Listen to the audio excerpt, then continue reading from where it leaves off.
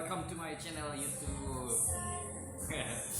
Oke guys, di sini gua sebagai mahasiswa hukum bakal collab nih, membahas tentang Omnibus Law yang dewasa ini mendapatkan pertentangan dari banyak pihak, terutamanya kaum buruh. Susah gitu, bukan susah diterapin di Indonesia karena di Indonesia ini menganut sistem civil law, sedangkan Omnibus Law itu kebanyakan banyak digunakan di negara-negara Anglo-Saxon yang menganut sistem Anglo-Saxon seperti Amerika Serikat, ya negara bagian Amerikanya nih. Omnibus Law ini semacam undang-undang sapu jagat, karena Omnibus Law ini menggabungkan beberapa peraturan yang substantif pengaturannya berbeda menjadi satu peraturan dalam satu payung hukum. Banyak pakar nih yang menilai kalau pemerintah hanya mementingkan investasi dari dampak lingkungan yang terjadi, yang akan terjadinya. Karena lo tahu kalau Omnibus Law ini sampai disahkan, AMDAL dan IMB itu bakalan dihapus.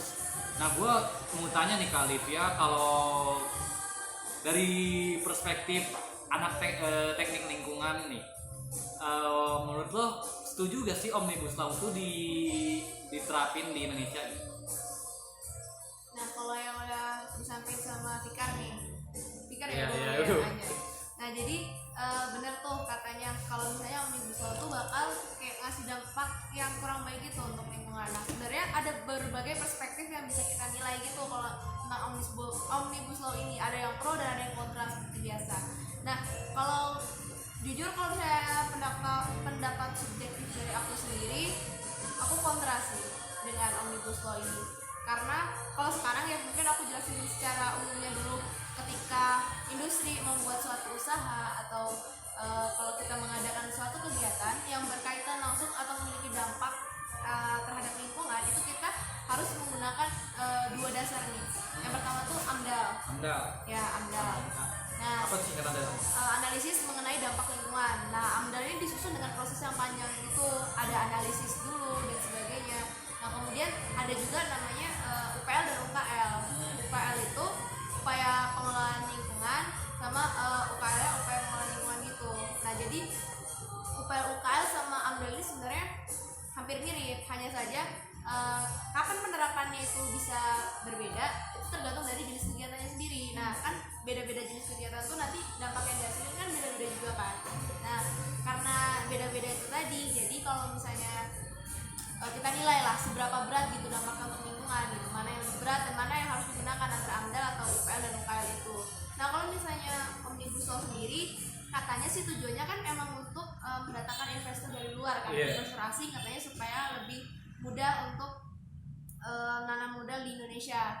Nah, sebenarnya itu tadi, kalau misalnya mereka mudah menanam modal di Indonesia, kita sekarang gini aja deh bayangin ya, kalau misalnya perkebunan sawit yang setahu aku daerah Sumatera aja tuh ada kontrak antara Indonesia dengan Malaysia itu yang sampai 100 tahun tuh, bayangin 100 tahun loh. Nah, sebenarnya kebun sawit itu walaupun kita pikirnya pohon juga ya, tapi kan dia bentuknya homogen gitu, cuma satu jenis pohon.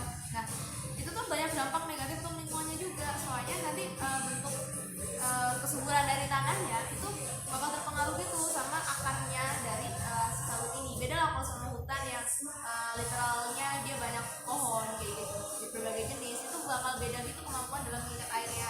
Jadi biasanya kalau udah dipakai kebun sawit itu dia bakalan gak subur gitu.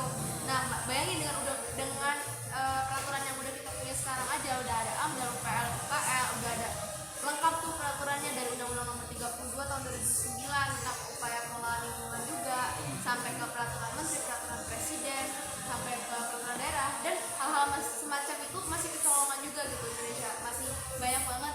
Ingat kan kebakaran di Riau tahun lalu yang sampai gede banget, terus sampai langitnya merah tuh katanya, asapnya tuh sampai mana-mana. Nah, itu tuh salah satu upaya pembukaan lahan gitu, bagian besar penyebabnya. Nah, kalau misalnya undang-undang yang udah ada aja dipermudah, bisa dibayangin nggak sih makin kayak apa lingkungan di Indonesia? Jadi dari teknik lingkungan sendiri pun lo gak kontra ya terhadap omnibus law ini? Gue kontra. Lo kontra? Gua Ya kontra. gue juga kontra. Iya, gue juga nggak senang kan gitu. Iya.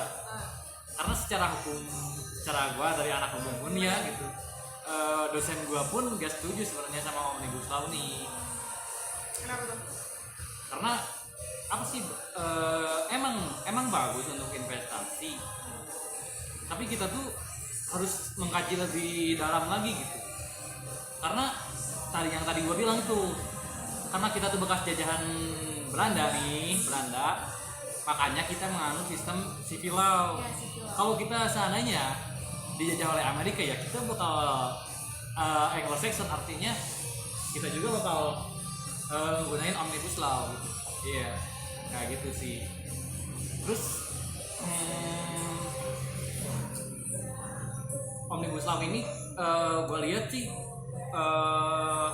kalau di berita-berita gitu ya banyak mendapatkan protes dari para buruh karena jaminan sosial bakal dihapuskan, BPJS bakal dihapusin, lo gak akan dapat pesangon, pokoknya lu kayak kerja bagaikan robot gitu, kayak mesin, padahal lu itu manusia gitu. Iya. Tapi aku penasaran deh. Ya aku penasaran gitu kalau misalnya yang aku sedikit pahami dari omnibus law itu kan pertama yang berkaitan dengan lingkungan kan tentunya, karena yang berkaitan dengan bidang aku.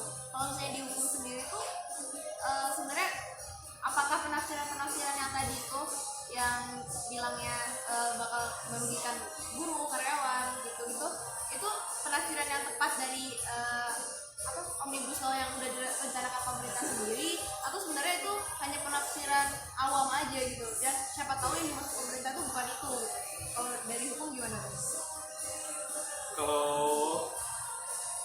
ini sih bukan penafsiran dari orang awam sih ya. Oh gitu. Banyak juga ya kata gue tadi, kata pakar Wiviti Sapitri itu kan yang benar-benar ini kurang cocok gitu sistem ini. Ini sebenarnya apa sih, bukan sumber hukum ya, jadi apa sih sebuah metode atau konsep aja ya. Lebih dari itu kan omnibus law ini dituding memberikan kewenangan yang terlalu luas pada presiden. Di antaranya presiden berwenang apa sih, mengubah UU hanya melalui PP, peraturan pemerintah, setelah ketahuan oleh publik pasal tentang kewenangan presiden tersebut diklaim hanya salah ketik. Wow, menarik, baru tahu nih. Yeah. Namun demikian ya, hal itu tidak menutup kecurigaan bahwa omnibus law ini ke depan presiden akan makin otoriter. Jadi mau lo berasal dari hukum, mau lo masyarakat biasa juga, lo bakal bisa menilai ini omnibus law itu baik atau tidak gitu. Kalau seandainya baik, di mana-mana gak akan terjadi demo gitu. Dari para buruh, para mahasiswa juga. Contohnya di Sidoarjo kan, kemarin gue lihat berita tuh, buruh sama mahasiswa menolak rancangan UU omnibus law gitu. Ya gitu sih menurut gua. Ada lagi yang mau ditambahin lo? Jadi kalau berdasarkan kajian singkat gitu yang udah pernah dilakuin antara aku sama beberapa teman aku juga, nah sebenarnya ada hal-hal yang membuat omnibus law ini memang kurang baik atau menuai kontra. Itu takutnya di salah persepsi itu tadi sebenarnya. Cuman kenapa bisa sampai salah persepsi? Nah itu tadi, itu semua diakibatkan gara-gara pasal-pasal yang ada di omnibus law yang mengubah dari undang-undang dan sebagainya itu penjelasannya kurang atau menimbulkan kesan ambigu. Artinya bisa multitafsir gitu loh. Contohnya di lingkungan sendiri itu ada kayak jika ingin mendirikan usaha itu harus izin gitu, meminta izin. Tapi itu kurang dijelaskan gitu, izinnya tuh seperti apa, kemudian dia kepada siapa dan sebagainya. Nah, kalau sebenarnya dari perspektif aku sendiri itu undang-undang yang kita punya sekarang itu yang tadi udah aku sebutkan juga, yang ada AMDA, UKL dan UPL itu udah cukup terstruktur sebenarnya. Nah, justru dengan undang-undang yang udah kita bikin dari lama aja, yang sudah terstruktur bentuknya, yang udah penjelasannya lengkap, sistem penegakan hukumnya itu masih sangat lemah. Nah itu dia yang menyebabkan di lingkungan sendiri, khususnya di bidang lingkungan itu banyak sekali kecolongan hal-hal negatifnya itu, pelanggaran-pelanggaran yang yang dilanggar sama pelaku-pelakunya tersebut. Itu gara-gara penegakan hukumnya yang emang masih sangat kurang gitu. Nah, bayangin kalau misalnya kita punya undang-undang yang udah dibuat dari dulu kala dan juga udah terstruktur, penegakan hukumnya aja masih sampai sekarang kurang. Bagaimana dengan omnibus law yang literally baru, sistemnya juga baru diterapkan di negara kita, nggak kayak yang di Amerika tadi. Terus gimana kita mau negakin hukumnya lagi gitu loh? Iya nggak sih? Iya. Nah, segitu ya Lip, ya cukup ya. Gua akhiri ini. Jadi buat pemerintah nih gua sampaikan, saya sendiri nih, tolonglah kalau membuat kebijakan baru itu, tolong jangan hanya menguntungkan pemerintah sendiri, karena ini menurut gua egois gitu. Di sisi lain emang iya kita perlu investor, tapi bukankah di sisi lain tanpa harus mengorbankan apa sih,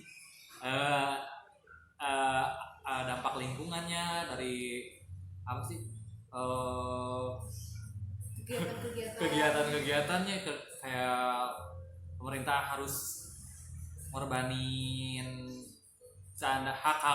hak buruh yang seharusnya itu mereka mendapatkan haknya, kesejahteraannya, malah mereka tidak mendapatkan kesejahteraannya gitu. Tolong, jadi pesan saya nih buat pemerintah, tolong dikaji lebih dalam lagi gitu. Apakah emang efektif omnibus law ini?